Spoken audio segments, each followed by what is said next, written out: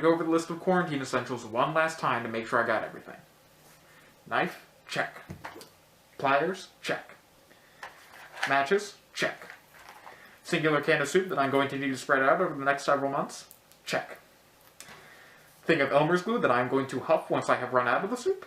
Check. DVD copy of the cinematic masterpiece Godzilla vs. Megalon? Check. And of course, the best game of all time. Space Armada, complete in box for the Mattel and Television. Also, check. And yes, it did take the literal apocalypse for me to revive this bloated, dead corpse of a channel. Because what better way to spend quarantine than by playing old horror games?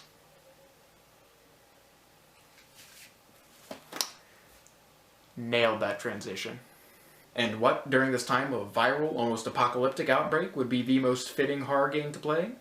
Why, 3D Monster Maze, of course. Released in 1981 for the ZX81, 3D Monster Maze is often credited as one of, if not the first, survival horror game.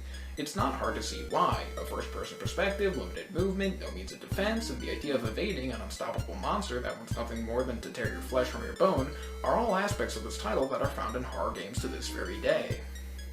But the question is, can a game that was released in what was still the Atari age of the video game industry really hold a candle to the creative and inventive horror titles of today? Well, I think it's time we found out. And for the record, no, I did not blow $50+ on this potato power keyboard to record footage. I'm a stickler for original hardware, but even I have my limits. Now $80 for a Sega CD? Sign me up. Anyways, what is the harrowing tale of 3D Monster Maze?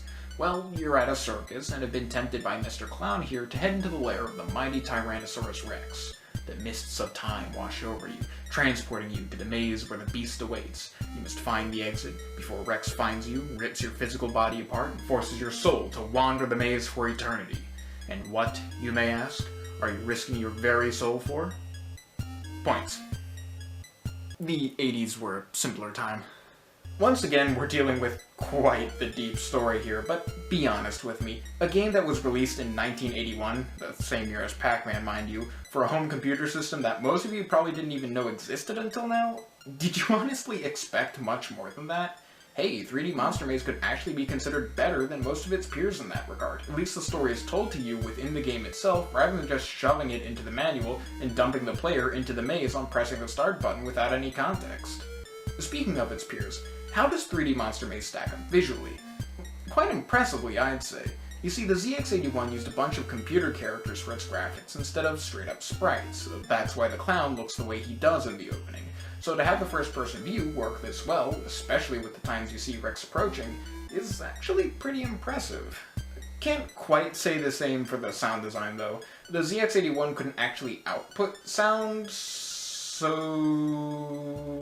graphics and sound are nice and all, but what about the gameplay? The part of horror games that always tends to make or break the horror aspect for a lot of people.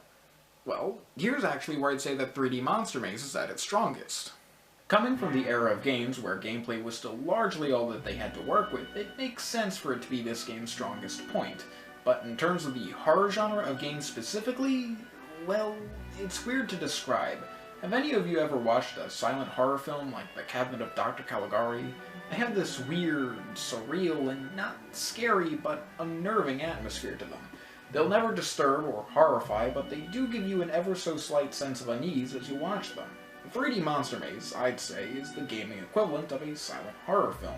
Rex is never truly terrifying as an antagonist, but the play-by-play of his movements, combined with his admittedly unnerving visage whenever you get a chance to see him, makes for a surprising amount of atmosphere. Rex lies in wait, he is searching for you, run, he is beside you. Where sound design and graphics failed to deliver suspense given their limitations, the text makes a valiant effort in picking up the slack. Playing this game in the dark with nothing but the glow of your screen and the sound of clacking keys, it's truly an experience all its own. But given the technical limitations of the time, only so much can be done. The gameplay ultimately boils down to move forward, left, and right, looking for the exit in a maze that's about as visually stimulating as wood. While initially the samey-looking walls can add to the feeling of despair and claustrophobia, after about 5 tries, it becomes irritating. You just want to find the exit so you can have some sense of accomplishment, but the lack of any type of map and the repetitive look of the maze itself makes it incredibly easy to get lost.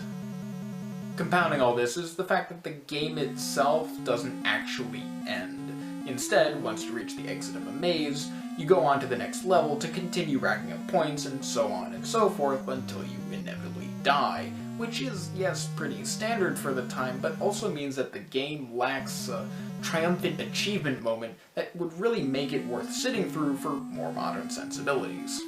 The resulting replayability is minimal at best. 3D Monster Maze is an interesting novelty of gaming history, and one that I think everyone should at least check out. But that's about it. It's not worth much more than a simple check it out, because while it's impressive for its hardware and set the groundwork for an entire genre, it lacks substance. It's a game that stands out amongst the crowd of its peers, but unfortunately never does enough to truly escape that crowd and enter the realm of timelessness that titles like Pac-Man achieved. But with all of that said, I'm Blok Head. If you enjoyed what you saw, be sure to leave a like, comment, and if you want to see more, subscribe with that little notification bell. Regardless of what you do, though, I hope to see y'all again, another time. Stay safe, everyone.